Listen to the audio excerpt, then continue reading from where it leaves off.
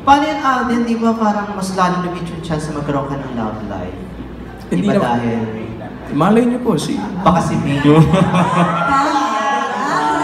Di ba? Malay niyo po kasi hindi naman natin alam eh. Since before, sabi ko naman po sa lahat ng nakaka-love team ko, hindi ko po sinasara yung pinto ko sa chance na ma-develop or magkaroon ng something serious out of that. We'll see po. Sabi mo kanina, getting to know na kayo ni May, di ba? Nagkakausap na kayo. Yes so, po.